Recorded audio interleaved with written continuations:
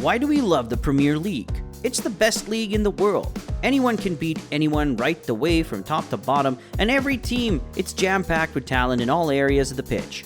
So why then is it always the same two teams battling out for the title? Manchester City and Liverpool have shared the last 5 titles and are expected by pretty much everyone to be the top 2 once again this campaign. But English football loves an upset. So let's have a look at some of the teams that could run the big 2 close or even win the league.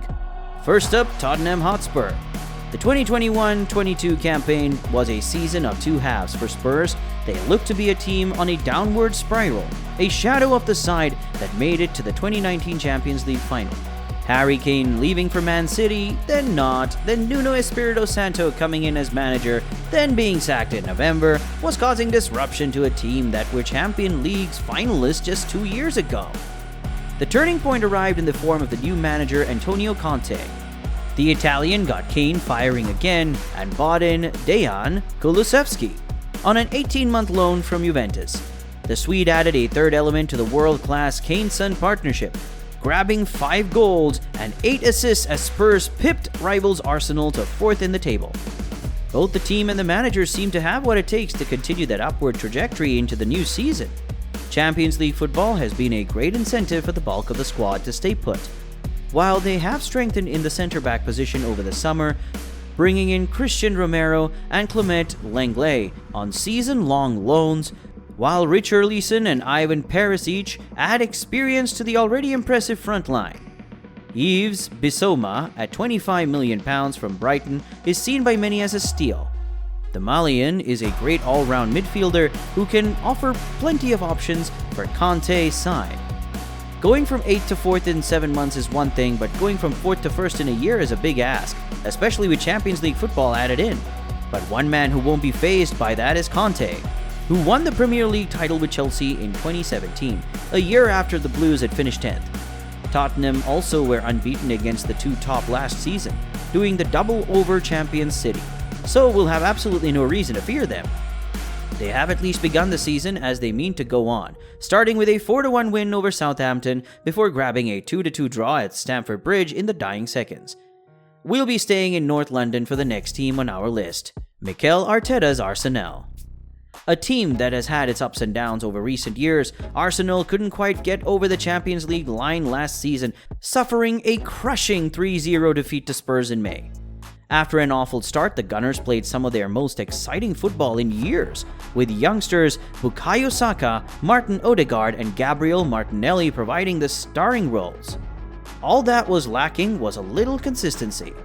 To add a bit more firepower and in return more consistency, in order to compete with the likes of Man City, Arsenal have turned to Man City. They have spent a combined £75 million this summer on Gabriel Jesus to provide goals, and Alexander Zinchenko to offer creativity from out wide as well as defensive stability. 2 25-year-olds with sufficient Premier League know-how and more winners' medals than some of the greats in the game. It looks like Arsenal have done some very decent business. But that's not all. Midfielder Fabio Vieira has also arrived at the Emirates Stadium for a shade under £30 million from Porto. William Saliba finally made his Premier League bow in the season curtain raiser, 3 years after joining the club. The French centre-back seems to have grown over his loan spells in League One and now look to be a force at the heart of the Gunners' defence. It's not just the incomings that will help out the Gunners this season, as they have been able to move on a few who aren't part of Arteta's future plans. Some, such as Alexander Lacazette, made an impact in a red and white shirt, but looked off the boil for far too long more recently. Others that haven't been featuring frequently, Bernd Leno and Lucas Torreira, have also moved on. Plus, selling want-away former captain Pierre-Emerick Aubameyang to Barcelona in February arguably paved the way for Arteta's rebuild. The Spaniard squad is young, fresh, and hungry to improve on last season's 5th. A not-so-wise man once said that you can't win anything with kids, and was then proved wrong by Fergie's fledglings. Could Arsenal repeat the same heroics this campaign and challenge for first place? It would be a huge ask, especially with European football to contend with this time around, but why not? They have made the best possible start, winning 2-0 at Crystal Palace before a 4-2 victory over Leicester, with Jesus and Zinchenko already providing goals and assists. One of the hardest teams to predict this season are Chelsea. Some people have them down as title winners, while others think they won't even make the European places. They were the team who finished closest to City and Liverpool last term, coming third, but 18 points adrift of second-place Liverpool, so they have some catching up to do under Thomas Tuchel. But they were best of the rest, so why the wide-ranging predictions? That's thanks to the rather turbulent few months at the Stamford Bridge boardroom. Owing to sanctions imposed on him by the British government, Russian billionaire Roman Abramovich was forced to sell the club back in March, with American Todd Boehly leading a consortium which eventually bought the club for £2.5 billion in May. Long-standing chairman Bruce Buck departed, as did director Marina Granovskaya and performance advisor Peter Cech. A new look board of directors has been appointed, but it is unclear who exactly is making the decisions around transfer policy. And what has been happening regarding transfers?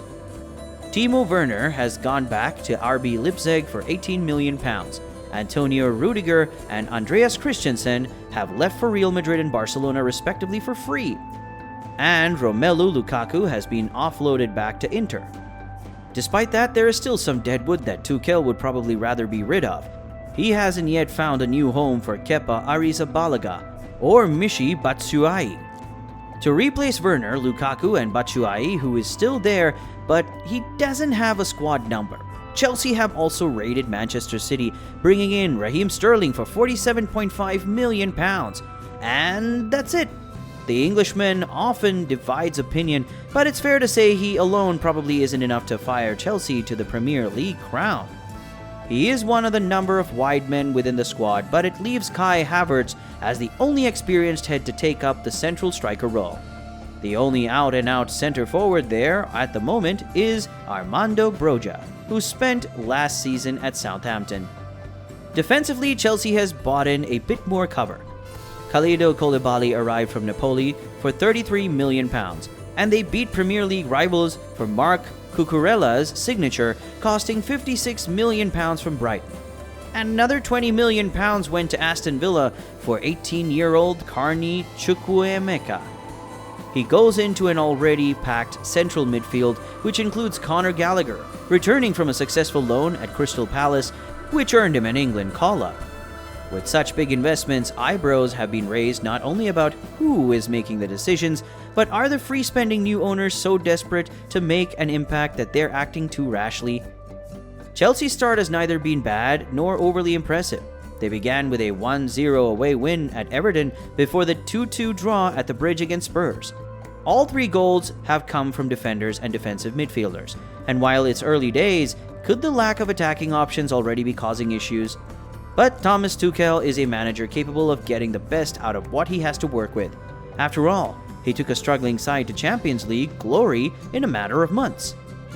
As for the outsiders, West Ham continue to look like the best bet to break into the top 6, but they aren't ready for a title challenge just yet. While Newcastle are always going to be a hat thrown into this particular ring from now on, no, not because of the Saudi billions, because of the born-again Joey Linton. Hang on, what about Manchester United? We knew someone would ask.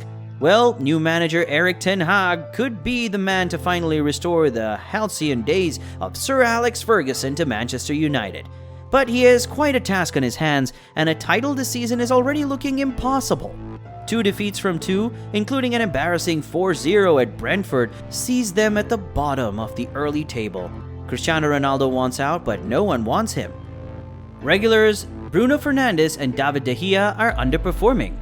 And as for the new signings, Christian Eriksen is yet to make an impact, while Lisandro Martinez looks like a deer caught in the Premier League headlights. So it seems we're not predicting an United title win, but we're prepared to eat our hats come May when the trophy is being paraded at Old Trafford. That's who we think could challenge the Big Two for Premier League supremacy this season. Who do you think has the best chance of causing an upset? Or is it just a 2-horse race again? Let us know in the comments. Don't forget to like and subscribe, and we'll see you in the next video.